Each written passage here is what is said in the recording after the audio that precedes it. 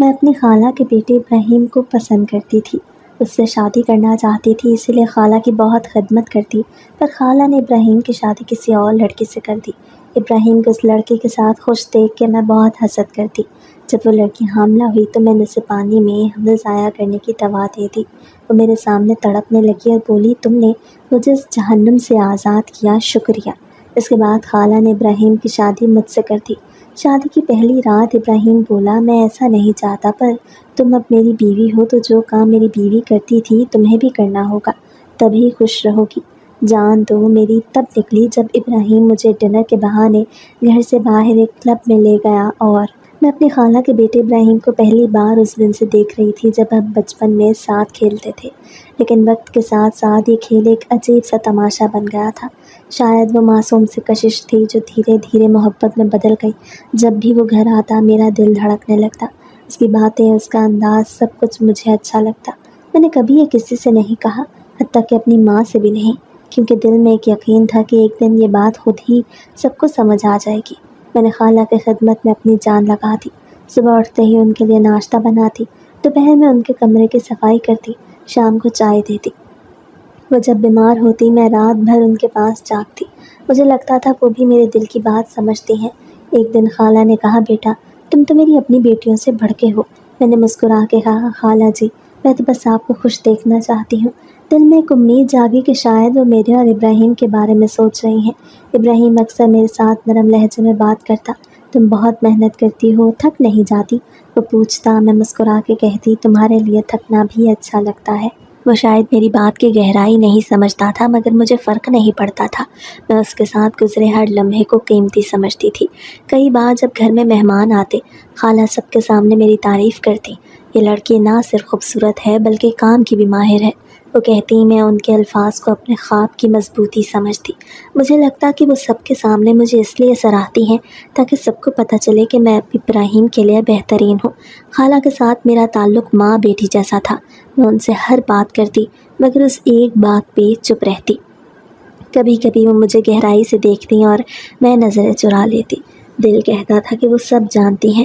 رات کو جب میں تنہا کمرے میں بیٹھتی، اپنے خوابوں کو بننے لگتی، میں نے خود کو اسی کے ساتھ ایک زندگی میں دیکھا تھا، ہنستے کھیلتے بچوں کے ساتھ۔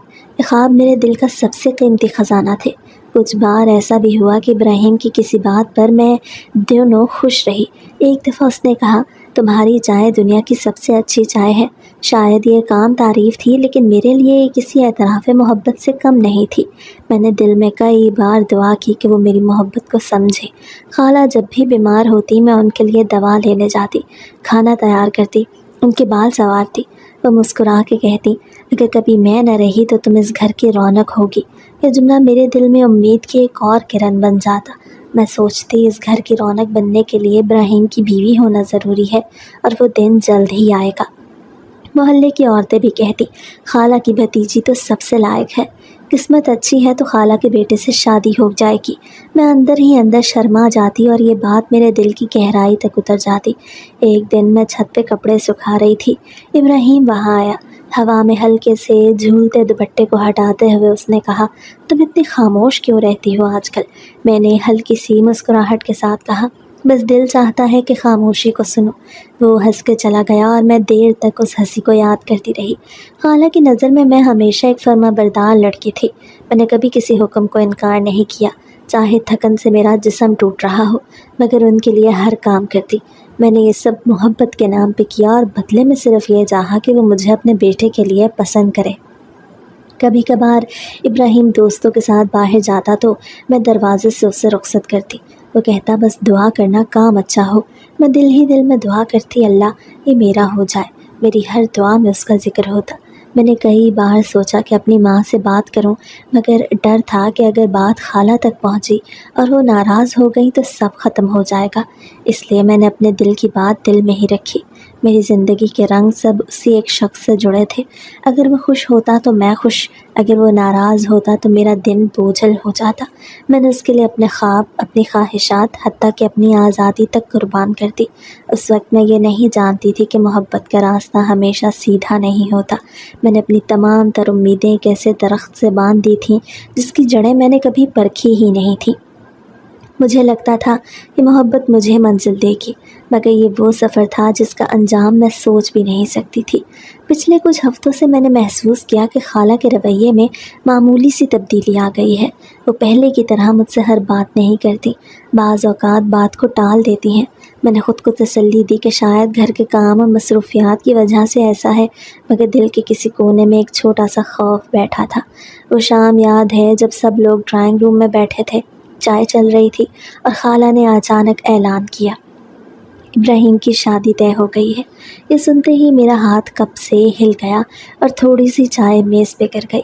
کمرے میں شور بڑھ گیا، سب خوشی کے اظہار میں باتیں کرنے لگے، مگر میں پتھر کی طرح خاموش بیٹھی رہی۔ خالہ نے مسکرا کے کہا، بیٹا تم بھی دعا دینا۔ میں نے بس سر ہلا دیا، دل میں جیسے کسی نے ایک ساتھ ہزاروں کیل ٹھوک دیے ہوں۔ بعد میں خالہ کچن میں آئیں، میں برتن دھو رہی تھی۔ وہ میرے قریب آ کے کہنے لگی، میں جانتی ہوں تمہارے دل میں کیا ہے، لیکن یہ رشتہ تمہارے لیے نہیں ہے۔ میں نے بغیر ان کی طرف دیکھے کہا، کیوں خالہ؟ وہ کچھ لمحے خاموش رہیں، پھر بولی، تم مجھے بیٹی کی طرح عزیز ہو، اور میرا بیٹا وہ تمہارے قابل نہیں۔ میں نے برتن کا پانی بند کیا اور ان کی طرف دیکھا۔ کیا آپ یہ بہانہ بنا رہی ہیں؟ انہوں نے نظریں چرا لی۔ ان کا یہ رویہ میرے دل میں شکوک پیدا کرنے لگا۔ اگلے دن جب میں ناشتے کا سامان لے کے ان کے کمرے میں گئی تو وہ فون پر کسی سے شادی کے انتظامات کی بات کر رہی تھی۔ جی ہال بک ہو گیا ہے، بس مہندی اور ولیمہ کے مینیو کا فیصلہ باقی ہے۔ میری آمد پہ انہوں نے جلدی سے فون بند کر دیا۔ میں خاموشی سے ٹرے رکھ کے باہر نکل آئی، مگر دل میں سوالوں کا طوفان تھا۔ شادی کی تیاریوں کا شور گھر میں بڑھتا جا رہا تھا۔ ہر کمرہ رنگ برنگے کپڑوں، گفٹ ریپ اور شادی کارڈ سے بھرا ہوا تھا۔ میں نے خود کو کام میں الجھا لیا تاکہ دل کی بات کو دبائے رکھ سکوں۔ ایک دن خالہ نے کہا، بیٹا تم بازار جا کے یہ لسٹ کی چیزیں لے آؤ، شادی کا وقت قریب ہے۔ میں نے فہرست لی اور بازار نکل گئی، مگر ہر قدم پر دل جیسے بوجھل ہو رہا تھا۔ کپڑوں کی دکان پر جب میں نے دلہن کا لہنگا دیکھا تو ایک لمحے کو میری آنکھیں نم ہو گئیں۔ ابراہیم بھی ان دنوں زیادہ گھر نہیں آتا تھا، کبھی کسی دوست کی شادی کا بہانہ، کبھی دفتر کا کام۔ ایک شام میں نے اسے گھر کے لان میں دیکھا، وہ فون پہ ہنس رہا تھا۔ میں نے قریب جا کے کہا، تم خوش لگ رہے ہو۔ اس نے مسکرا کے کہا، ہاں زندگی بدلنے والی ہے۔ میں نے جواب دیا، شاید کچھ لوگوں کے لیے خوشی کا مطلب کچھ اور ہوتا ہے۔ وہ میری بات کا مطلب سمجھے بغیر چلتا بنا۔ شادی کے دعوت نامے تقسیم کرنے کا کام بھی مجھے دیا گیا۔ میں نے محلے کی چند عورتوں کو کارڈ دیے۔ ایک نے ہنستے ہوئے کہا، بیٹا ہمیں لگا تھا یہ رشتہ تمہارا ہوگا۔ میں نے مصنوعی مسکراہٹ کے ساتھ کہا، قسمت کی بات ہے۔ دل میں ایک چبھن سی اٹھی۔ میں نے کوشش کی کہ خود کو مضبوط رکھوں، مگر کچھ باتیں دل کو کاٹتی رہیں۔ جیسے ایک دن میں نے خالہ کو اس لڑکی کے ساتھ فون پہ ہنستے بات کرتے سنا، تم فکر نہ کرو بیٹی، ہم تمہیں بیٹی بنا کے خوش رکھیں گے۔ یہ سن کر میرے قدم پیچھے ہٹ گئے۔ میں سوچنے لگی کہ وہی خالہ جو مجھے بیٹی کہتی تھی، آج کسی اور کو یہ کہہ رہی ہیں۔ شادی کے چند دن پہلے خالہ نے مجھے کپڑوں کا ایک ڈبہ دیا، یہ تمہارے لیے ہے، شادی پر پہنو گی تو اچھی لگو گی۔ میں نے کہا، شکریہ خالہ، لیکن شاید دل سے پہننا ممکن نہ ہو۔ انہوں نے بس ایک آہ بھری اور چلی گئی۔ مہندی کی رات میں سب کے درمیان بیٹھی تھی، مگر محسوس کر رہی تھی کہ جیسے میں وہاں ہوں ہی نہیں۔ ابراہیم ہنستا کھیلتا سب کے ساتھ تصاویر کھنچوا رہا تھا۔ میں نے نظریں جھکا لی۔ کسی نے آ کے کہا، تم بھی جا کے ایک تصویر لے لو۔ میں نے انکار کر دیا۔ دل چاہ رہا تھا کہ یہ سب ختم ہو جائے۔ یہ وہ وقت تھا جب مجھے پہلی بار احساس ہوا کہ جس خواب کو میں برسوں سے پال رہی تھی وہ کسی اور کی حقیقت بن رہا تھا، اور یہ سب دیکھ کے میں اتنی بے بس تھی کہ چاہ کے بھی کچھ بدل نہیں سکتی تھی۔ دل کی گہرائی میں ایک سوال ہر لمحہ کچو کے لگا رہا تھا، کیا خالہ نے جو کہا وہ سچ تھا، یا وہ صرف میری محبت کو ٹھکرانے کا ایک بہانہ تھا؟ ابراہیم کی شادی کے چند دن بعد ہی گھر کا ماحول بدل گیا۔ ہر طرف نئی دلہن کی تعریفوں کے چرچے تھے۔ کچن میں کام کرتے ہوئے میں اکثر ان کے ہنسنے کی آوازیں سنتی۔ کبھی وہ لان میں بیٹھے چائے پی رہے ہوتے، کبھی ڈرائنگ روم میں مل کر کوئی فلم دیکھ رہے ہوتے۔ میں نے خود کو کچن اور اپنے کمرے تک محدود کر لیا، مگر ان کی خوشیوں کی جھلکیاں میرے کانوں تک پہنچ ہی جاتی۔ ایک دن صبح کے وقت پانی بھرنے گئی تو دیکھا ابراہیم اور اس کی بیوی صحن میں بیٹھے ناشتہ کر رہے ہیں۔ وہ اس کے لیے پراٹھا توڑ کے پلیٹ میں رکھ رہا تھا اور وہ مسکرا کے کہہ رہی تھی، تم تو بہت خیال رکھنے والے ہو۔ میں نے نظریں پھیر لی اور خاموشی سے واپس آ گئی۔ دل میں بس ایک ہی جملہ گونج رہا تھا، یہ سب میرا ہونا چاہیے تھا۔ مہمانوں کی آمد شروع ہو گئی۔ سب دلہن سے ملاقات کرتے، تعریفیں کرتے، تصویریں لیتے۔ ایک آنٹی نے کہا، ماشاءاللہ کتنا حسین جوڑا ہے۔ یہ سن کر میرا دل جیسے کسی نے مٹھی میں جکڑ لیا۔ میں کچن میں جا کے پانی پینے لگی تاکہ اپنے آپ کو سنبھال سکوں۔ ابراہیم بھی بدل گیا تھا۔ پہلے کبھی وہ مجھ سے بات کر لیتا، اب بس رسمی سلام دعا کرتا۔ ایک دن میں نے ہمت کر کے پوچھا، تم خوش ہو؟ اس نے مختصر جواب دیا، ہاں بالکل، اور چلتا بنا۔ یہ ایک لفظ میرے لیے کسی طویل مکالمے سے زیادہ چبھنے والا تھا۔ رات کے وقت میں اکثر اپنے کمرے میں جا کے رو لیتی، کھڑکی سے ان کے کمرے کی لائٹ دیکھتی اور سوچتی کہ وہاں ہنسی خوشی کی کہانیاں چل رہی ہوں گی۔ میں نے جان بوجھ کر خالہ سے بات کم کر دی۔ اگر وہ کبھی میرے پاس آ کے پوچھتی تم چپ کیوں رہتی ہو، تو میں کہتی بس کام میں مصروف ہوں، مگر اصل بات یہ تھی کہ ان کی خوشی مجھے کاٹتی تھی۔ ایک دن بازار سے واپسی پر میں نے دیکھا کہ وہ دونوں ایک ساتھ آئس کریم کھاتے ہوئے ہنس رہے ہیں۔ میں نے رک کے انہیں دیکھا مگر انہوں نے مجھے نہیں دیکھا۔ اس منظر نے میرے اندر حسد کو اور ہوا دے دی۔ گھر کے کاموں کا بوجھ بھی بڑھ گیا۔ دلہن زیادہ تر اپنے کمرے میں رہتی اور خالہ کہتی اسے تھوڑا وقت دو، تم ابھی یہ سب سنبھالو۔ ایک دن میں نے خالہ سے کہا، یہ سب کب تک چلے گا؟ انہوں نے جواب دیا، جب تک وہ گھر کے ماحول میں ڈھل نہ جائے۔ مجھے لگا جیسے یہ وقت کبھی ختم ہوگا ہی نہیں۔ دھیرے دھیرے میں نے محسوس کیا کہ یہ حسد اب نفرت میں بدل رہا ہے۔ میں کسی بھی موقع پہ ان دونوں کو اکٹھے دیکھنا نہیں چاہتی تھی۔ اگر کبھی وہ دونوں میرے قریب آ کے بات کرتے، میں فوراً کوئی بہانہ بنا کے اٹھ جاتی۔ میں نے اپنی سہیلی کو فون پہ کہا، میں اس گھر میں سانس نہیں لے پا رہی۔ ہر روز ایسے لگتا ہے جیسے کوئی میرے حصے کی خوشی چھین کے لے گیا ہو۔ سہیلی نے سمجھانے کی کوشش کی مگر میں جانتی تھی کہ یہ کیفیت سمجھنا آسان نہیں۔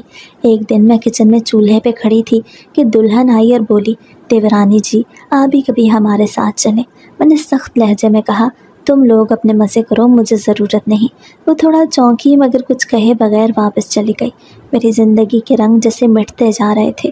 میں نے خود کو آئینے میں دیکھا تو آنکھوں میں وہ چمک نہیں تھی جو پہلے ہوا کرتی تھی۔ میں جانتی تھی کہ یہ راستہ مجھے کسی خطرناک سمت لے جا سکتا ہے، لیکن رکنے کا میرا کوئی ارادہ نہیں تھا۔ میرے دل میں اب صرف ایک ہی خیال تھا، کسی نہ کسی طرح یہ خوشی ان کے ہاتھ سے چھین لینی ہے۔ شادی کو چند مہینے گزر چکے تھے اور میں اپنے کمرے میں بیٹھی تھی کہ باہر سے خالہ کی ہنستی ہوئی آواز آئی، ارے سنو، خوشخبری ہے۔ میں کچن کی طرف بڑھی تو دیکھا کہ وہ فون پہ کسی کو بتا رہی تھی، جی ہاں دعائیں رنگ لائیں، دلہن ماں بننے والی ہے۔ ان کے لہجے میں ایسی مسرت تھی جیسے دنیا کی سب سے قیمتی چیز مل گئی ہو۔ میں چپ چاپ واپس کمرے میں آ گئی مگر کانوں میں وہ جملہ گونجتا رہا۔ اس کے بعد گھر میں رونق ہی رونق ہو گئی۔ ہر کمرے میں کپڑوں، کھلونوں اور بچے کے لیے چھوٹے چھوٹے جوتوں کی باتیں ہو رہی تھیں۔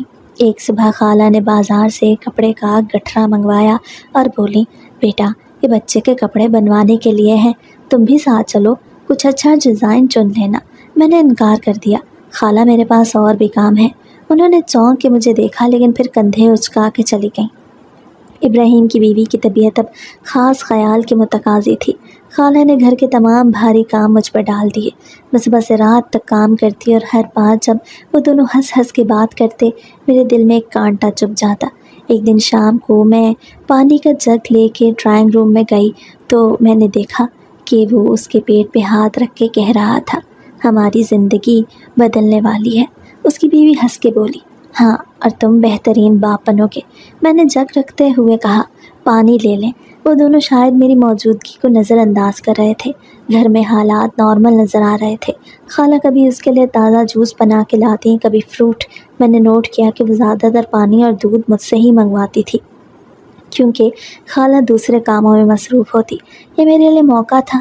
ایک دو دن میں نے حالات کو پرکھا، کب وہ اکیلی بیٹھتی ہے، کب پانی پیتی ہے، کون سا گلاس زیادہ استعمال کرتی ہے، سب میں نے ذہن میں محفوظ کر لیا۔ ایک دن جب خالہ باہر محلے کی کسی عورت کے ساتھ گھر گئیں، میں کچن میں گئی اور گلاس میں پانی بھرا، پھر جیب سے پیکٹ نکالا، آہستہ آہستہ پاؤڈر کو پانی میں گھول دیا۔ میں گلاس لے کے کمرے میں گئی تو بیڈ پر ٹیک لگائے بیٹھی تھی اور رسالہ پڑھ رہی تھی۔ میں نے کہا، یہ پانی پی لو، تمہاری طبیعت کو اچھا لگے گا۔ اس نے مسکرا کے گلاس لیا اور کہا، شکریہ، آپ تو بہت خیال رکھتی ہیں۔ میں نے چہرے پر مصنوعی نرمی رکھتے ہوئے کہا، تم آرام کرو، باقی سب میں سنبھال لوں گی۔ میں کمرے سے باہر آ کے بیٹھ گئی۔ مگر دل کی دھڑکن تیز ہو گئی تھی۔ کچھ دیر بعد کمرے کے اندر سے ایک ہلکی سی کراہ کی آواز آئی، پھر وہ کراہ بڑھتی گئی۔ میں اندر گئی تو دیکھا وہ پیٹ پکڑ کے جھکی ہوئی ہے، پسینے کے قطرے اس کے ماتھے سے بہہ رہے تھے۔ میں نے مصنوعی فکر مندی سے کہا، کیا ہوا؟ وہ ہامتے ہوئے بولی، میرے پیٹ میں شدید درد ہو رہا ہے۔ خالہ کو فوراً بلایا گیا۔ وہ گھبرا کے بولی، جلدی سے ابراہیم کو بلاؤ۔ ابراہیم آتے ہی اسے سہارا دے کے گاڑی میں بٹھانے لگا۔ جانے سے پہلے اس نے ایک لمحے کو میری طرف دیکھا، مگر اس نظر میں شکر گزاری یا شک کچھ بھی نہیں تھا، بس پریشانی تھی۔ میں کمرے میں اکیلی رہ گئی، ہاتھ کانپ رہے تھے مگر دل میں ایک عجیب سا سکون تھا۔ کھڑکی سے باہر دیکھا تو گاڑی تیزی سے نکل گئی۔ میں نے سوچا اب کھیل ختم۔ اس رات دیر تک میں جاگتی رہی، بار بار ذہن میں اس کے چہرے کی وہ تکلیف بھری جھلک آتی اور ساتھ ہی وہ مسکراہٹ جو اس نے پانی لیتے وقت دی تھی۔ دل کہتا تھا کہ میں نے جو کیا وہ اس کے اور خالہ دونوں کے لیے ایک سبق ہے۔ 2 دن گزر چکے تھے اور اس کی طبیعت کچھ سنبھل گئی۔ خالہ اکثر اس کے کمرے میں رہتی، کبھی دوا دیتی، کبھی پھل۔ میں جانتی تھی کہ اب میرے پاس ایک اور موقع آ سکتا ہے۔ اس دن دوپہر کو خالہ محلے میں کسی دعوت پہ گئیں اور ابراہیم دفتر تھا۔ گھر سنسان تھا، صرف میں اور وہ اپنے کمرے میں نیم لیٹی رسالہ دیکھ رہی تھی۔ کچن میں جا کے میں نے پانی کا گلاس نکالا۔ الماری کے اوپر والے خانے میں نے وہ شیشی چھپا رکھی تھی جس میں رابعہ کا دیا ہوا پاؤڈر تھا۔ میں نے ہاتھ میں پیکٹ لیا، ہلکے سے گلاس میں ڈالا اور چمچ سے ملایا تاکہ سب گھل جائے۔ پانی صاف شفاف تھا، جیسے اس میں کچھ ڈالا ہی نہ ہو۔ میں نے گہرا سانس لیا اور گلاس اس کے کمرے میں لے گئی۔ دروازے پہ دستک دی۔ اس نے کہا، آ جاؤ۔ میں نے مسکرا کے کہا، یہ لو، ٹھنڈا پانی پی لو، تمہیں اچھا لگے گا۔ اس نے گلاس لیا اور ایک ہی سانس میں آدھا پی گئی۔ میں خاموشی سے صوفے پہ بیٹھ گئی، رسالہ الٹنے کا بہانہ کرتے ہوئے اس کے رد عمل کا انتظار کرنے لگی۔ 5 منٹ گزرے، پھر اچانک اس کے چہرے کا رنگ بدلنے لگا۔ وہ پیٹ پہ ہاتھ رکھ کے جھک گئی۔ اس کی کراہ کی آواز سنائی دی۔ میں فوراً اٹھ کے گئی، مصنوعی پریشانی کے لہجے میں کہا، کیا ہوا؟ وہ ہامتے ہوئے بولی، میرا پیٹ جل رہا ہے، سانس نہیں لی جا رہی۔ میں نے جلدی سے پانی کا دوسرا گلاس بڑھایا، یہ لو پی لو، شاید آرام آ جائے۔ لیکن اس نے ہاتھ ہٹا دیا اور بیٹھ کے کنارے پہ بیٹھ کے جھک گئی۔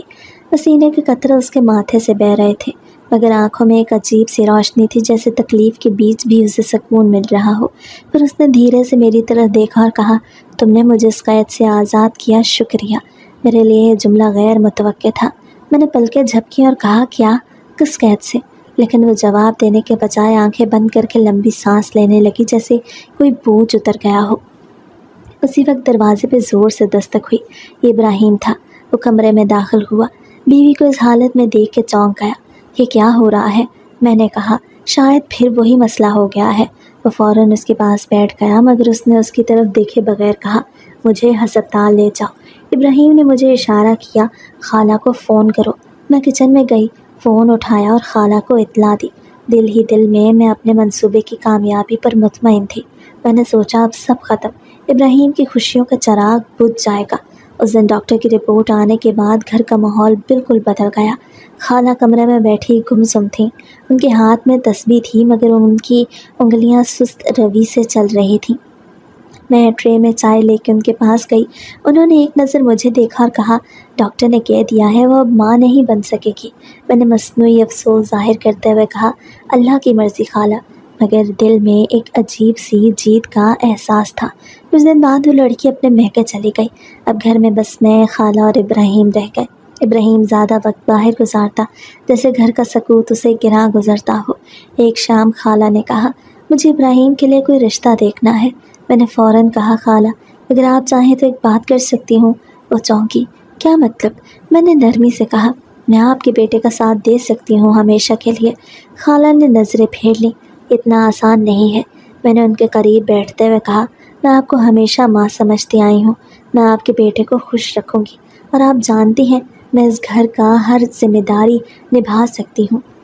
وہ خاموش رہی مگر میں جان گئی کہ بیج بو دیا گیا ہے۔ اگلے دن میں نے اپنی ماں کو باتوں باتوں میں یہ ذکر کیا۔ شام کو خالہ اور امی کی لمبی بات ہوئی۔ بعد میں امی نے کہا، بیٹا خالہ سوچ رہی ہیں تم تیار رہو۔ میں نے دل میں فیصلہ کر لیا کہ اب پیچھے نہیں ہٹنا۔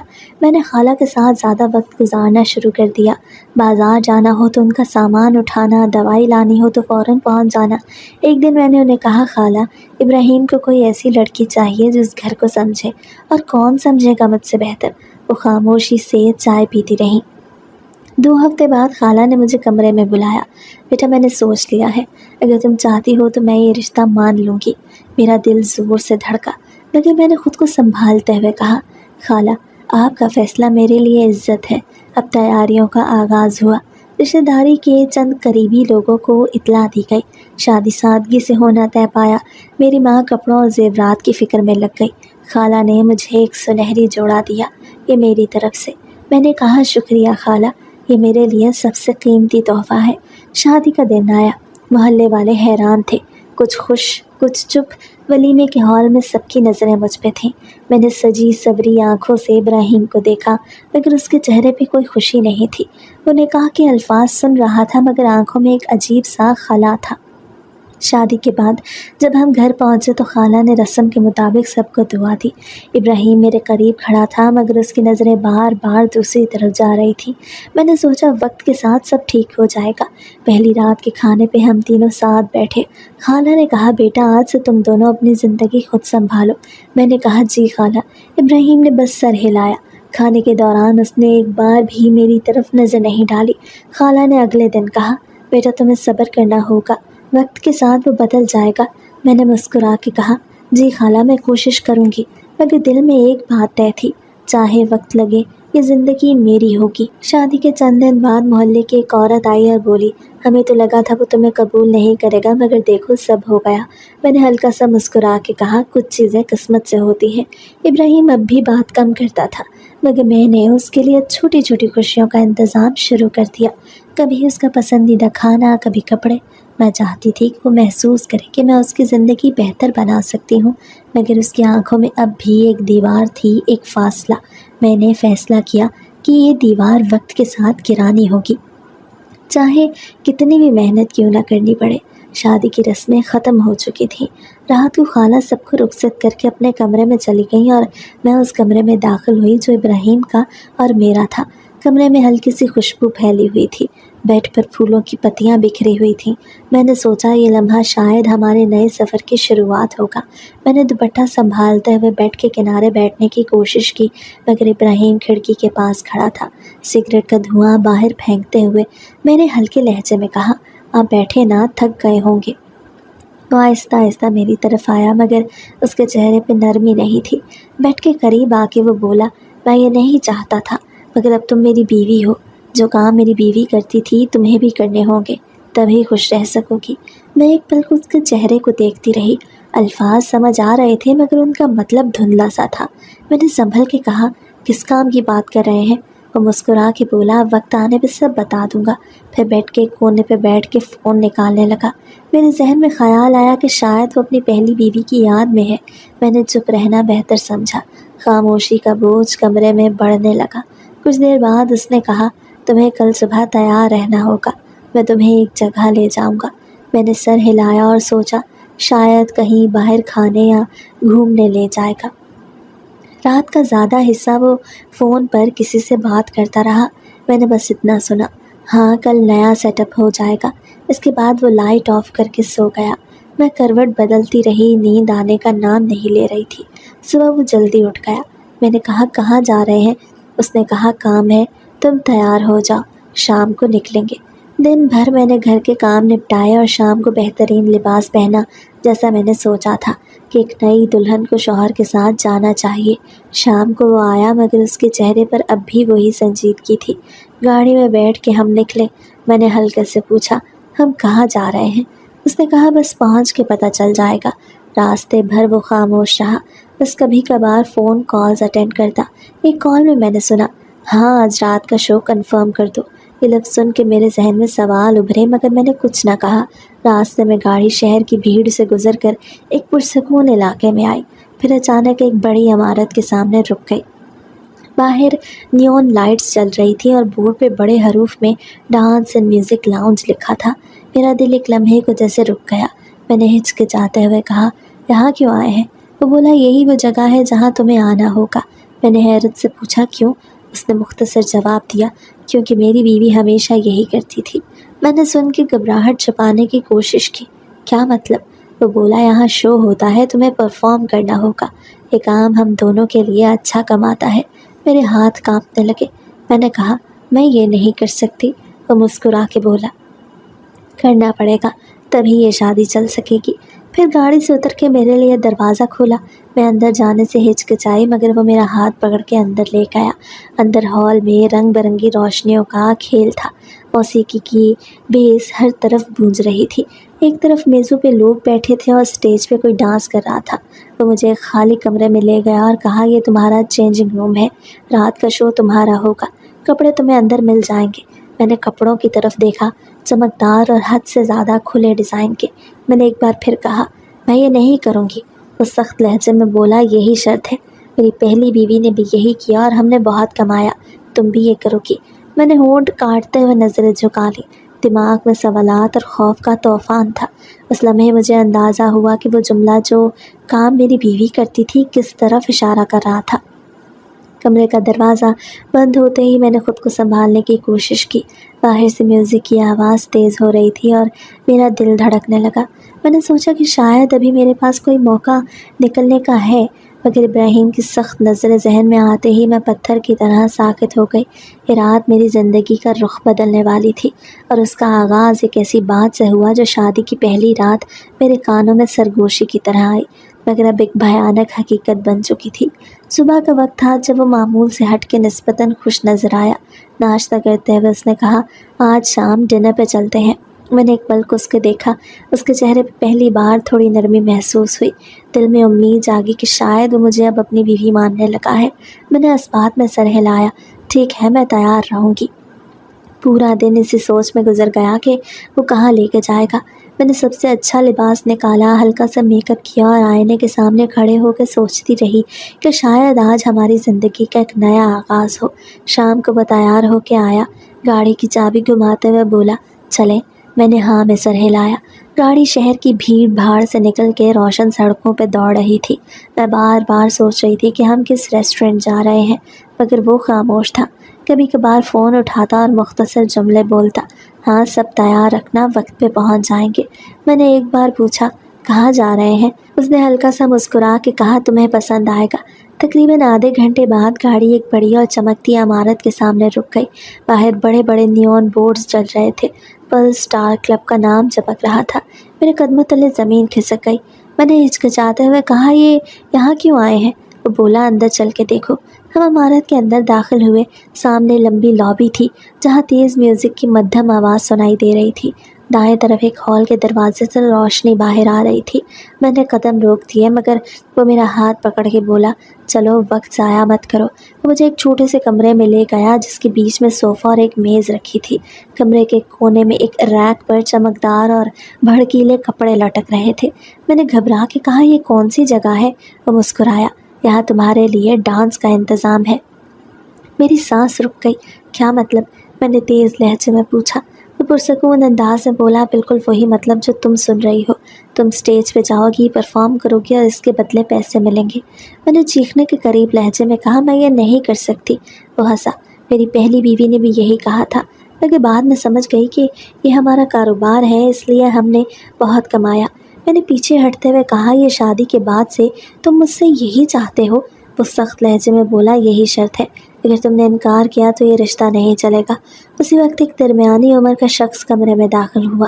اس نے ابراہیم سے ہاتھ ملایا اور کہا یہی ہے نئی پرفارمر؟ ابراہیم نے مسکرا کے میری طرف اشارہ کیا، ہاں آج کی رات خاص ہوگی۔ میری حالت اور بگڑ گئی۔ وہ شخص بولا کپڑے تیار ہیں، 10 منٹ میں شو شروع ہوگا۔ میں نے فوراً کہا میں کہیں نہیں جا رہی۔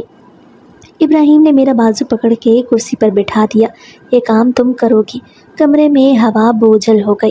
باہر سے میوزک کی آواز اور تیز ہو رہی تھی، جیسے وقت تیزی سے گزر رہا ہو۔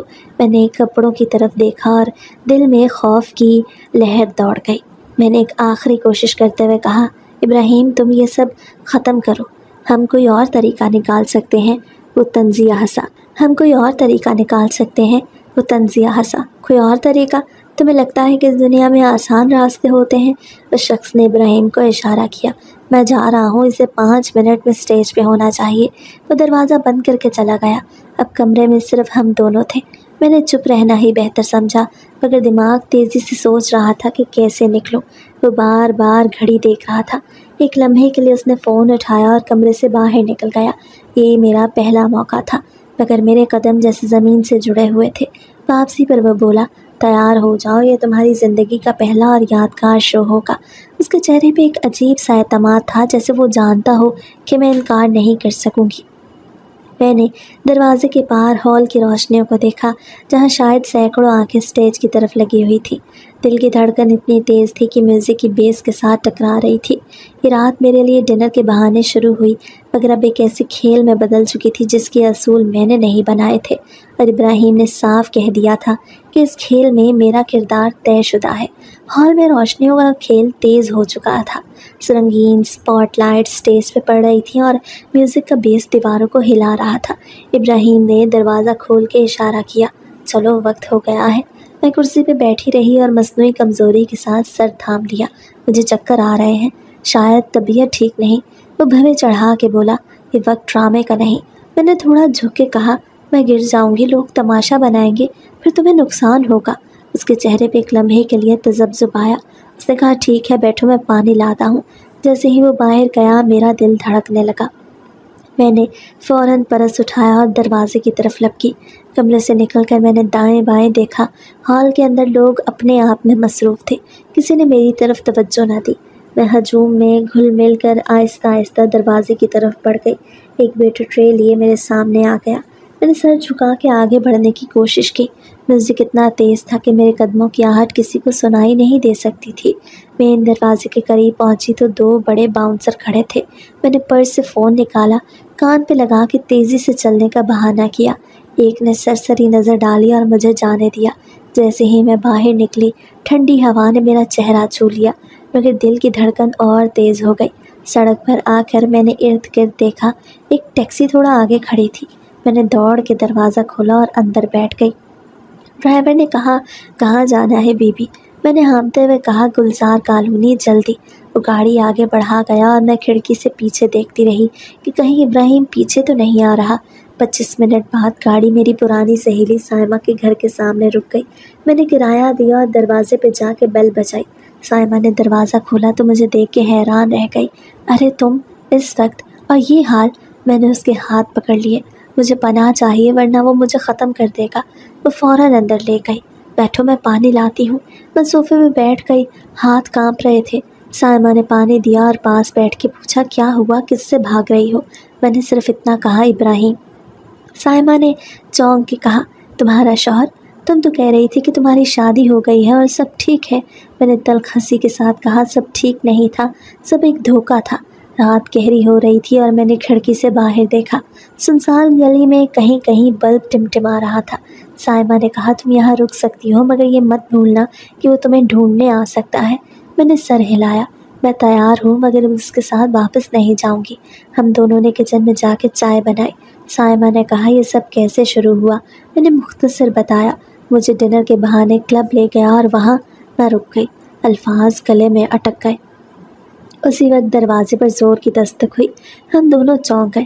سائمہ نے آہستہ سے کہا، یہ کون ہو سکتا ہے؟ میں نے سر ہلایا، کھولو مت۔ دستک کچھ دیر بعد رک گئی، مگر میرا دل اب بھی دھڑک رہا تھا۔ رات کے 2 بجے تک میں جاگتی رہی۔ سائمہ نے میرے لیے مہمانوں والا کمرہ تیار کیا۔ بستر پہ لیٹتے ہوئے میں نے سوچا کہ اب اگلا قدم کیا ہوگا۔ فون پہ دیکھ کے پتہ چلا کہ 20 مس کالز اور 10 میسیجز ہیں، سب ابراہیم کے۔ ایک میسیج میں لکھا تھا، اگر تم واپس نہ آئی تو انجام برا ہوگا۔ میں نے فون بند کر دیا اور تکیہ سر پہ رکھ لیا۔ نیند نہیں آ رہی تھی، بس یہ خیال تھا کہ صبح ہوتے ہی مجھے کوئی راستہ نکالنا ہوگا۔ میں جانتی تھی کہ اب واپس جانا موت کو دعوت دینے کے برابر ہے۔ صبح میں نے سائمہ سے کہا، مجھے ایک ضروری جگہ جانا ہے، تم میرے ساتھ چلو گی؟ وہ حیران ہوئی۔ کہاں؟ میں نے گہری سانس لے کے کہا، ابراہیم کی پہلی بیوی کے گھر۔ وہ چونکی۔ تمہیں پتہ ہے وہ کہاں رہتی ہے؟ میں نے سر ہلایا، ہاں، ایک بار خالہ کے ساتھ گئی تھی۔ ہم نے ٹیکسی لی اور شہر کے پرانے علاقے میں پہنچے۔ گلیاں تنگ تھیں اور مکان ایک دوسرے سے جڑے ہوئے۔ میں نے ایک سبز دروازے پہ دستک دی۔ اندر سے کسی عورت کی آواز آئی، کون ہے؟ میں نے کہا میں ابراہیم کی بیوی ہوں۔ دروازہ کھلا، سامنے ایک دبلی پتلی عورت کھڑی تھی، چہرے پر تھکن اور آنکھوں میں الجھن۔ میں نے نظریں جھکا کے کہا مجھے تم سے معافی مانگنی ہے۔ وہ چند لمحے خاموش رہی، پھر دروازہ کھول کے بولی آؤ اندر آؤ۔ ہم ایک چھوٹے سے کمرے میں بیٹھ گئے۔ میں نے ہچکچاتے ہوئے کہا میں نے تمہیں نقصان پہنچایا، تمہاری خوشیاں چھین لی، مگر اب سمجھ آئی کہ تمہارا جانا تمہارے لیے بہتر تھا۔ وہ دھیرے سے مسکرائی۔ تم نے جو کیا وہ میرے حق میں بہتر ہوا، ورنہ وہ مجھے کبھی نہیں چھوڑتا۔ میں نے حیرانی سے پوچھا کیا وہ اتنا برا تھا؟ وہ سنجیدہ ہو گئی۔ تمہیں ابھی پتہ نہیں، ابراہیم اپنی بیوی کو کلب میں ڈانس سے مجبور کرتا ہے۔ وہ سب پیسے کے لیے کرتا تھا۔ اس کے کئی رابطے ہیں، وہ عورتوں کو استعمال کرتا ہے اور ان سے کماتا ہے۔ میرے رونگٹے کھڑے ہو گئے۔ میں نے کہا وہ تمہارے ساتھ بھی یہی کرتا تھا؟ اسے سر ہلایا۔ شروع میں دھوکہ دیا کہ ہم بس تفریح کے لیے جا رہے ہیں، پھر آہستہ آہستہ مجبور کیا، میرے انکار پر مار پیٹ کرتا۔ سائمہ نے بیچ میں پوچھا کیا تم نے کبھی خاندان کو بتایا؟ تو وہ تلخ ہنسی کسے بتاتی؟ خالہ کو سب پتہ تھا مگر وہ خاموش رہی۔ یہ سن کے میرا خون کھول اٹھا۔ میں نے فیصلہ کر لیا کہ اب یہ سب چھپانا نہیں۔ میں نے اس عورت کا شکریہ ادا کیا اور وہاں سے سیدھا اپنی ماں کے گھر گئی۔ وہاں خالہ اور خاندان کے 2 بڑے بیٹھے تھے۔ میں نے کمرے میں داخل ہوتے ہی کہا مجھے سب سے ضروری بات کرنی ہے۔ سب کی نظریں میری طرف اٹھ گئیں۔ میں نے گہری سانس لی اور کہا ابراہیم جس کاروبار میں ہے وہ صاف نہیں۔ وہ اپنی بیویوں کو کلب میں ڈانس پہ مجبور کرتا ہے اور پیسہ کماتا ہے۔ خالہ نے چونک کے کہا یہ کیا بکواس ہے؟ میں نے کہا یہ سچ ہے۔ اس کی پہلی بیوی نے سب بتایا۔ میں خود اس جگہ جا چکی ہوں۔ اس نے مجھے بھی یہی کرنے پہ مجبور کیا۔ کمرے میں خاموشی چھا گئی۔ ایک بزرگ نے خالہ کی طرف دیکھا۔ کیا تمہیں اس بات کا علم تھا؟ خالہ نے نظریں جھکا لیں اور کچھ نہ کہا۔ اس خاموشی نے سب کچھ واضح کر دیا۔ میرے ماموں نے سخت لہجے میں کہا یہ بات برداشت نہیں کی جا سکتی، ایسی زندگی تمہارے لیے زہر ہے۔ میں نے کہا میں اس کے ساتھ ایک دن بھی نہیں رہ سکتی۔ فیصلہ جلد ہو گیا۔ خاندان کے بزرگوں نے کہا طلاق ہی بہتر ہے۔ ابراہیم کو بلایا گیا۔ وہ غصے میں آیا۔ یہ سب کیا ڈرامہ ہے؟ ایک بزرگ نے کہا یہ ڈرامہ نہیں حقیقت ہے اور تمہیں اپنی بیوی کو آزاد کرنا ہوگا۔ وہ تلخی سے بولا تمہیں لگتا ہے وہ میرے بغیر جی لے گی؟ میں نے مضبوط لہجے میں کہا جی لوں گی اور بہتر جیوں گی۔ آخر کار کاغذات پہ دستخط ہوئے۔ میرا ہاتھ ہلکا کانپ رہا تھا مگر دل میں ایک عجیب سکون تھا۔ یہ وہ لمحہ تھا جب میں نے محسوس کیا کہ میں واقعی آزاد ہوں۔ خالہ خاموش بیٹھی رہیں، نظریں مجھ سے نہ ملائیں۔ جاتے وقت میں نے انہیں کہا آپ نے سچ چھپایا، شاید مجھے بچانے کے لیے نہیں بلکہ اپنے بیٹے کو بچانے کے لیے، مگر آپ بھول گئیں کہ سچ ایک دن سامنے آتا ہے۔ گھر سے نکلتے وقت آسمان پر دھوپ تیز تھی مگر میرے دل کا بوجھ ہلکا ہو چکا تھا۔ میں نے سوچا میں نے محبت میں اندھے ہو کے اپنی زندگی برباد کی، مگر کم از کم اب میں جھوٹ اور خوف کے سائے سے نکل آئی ہوں۔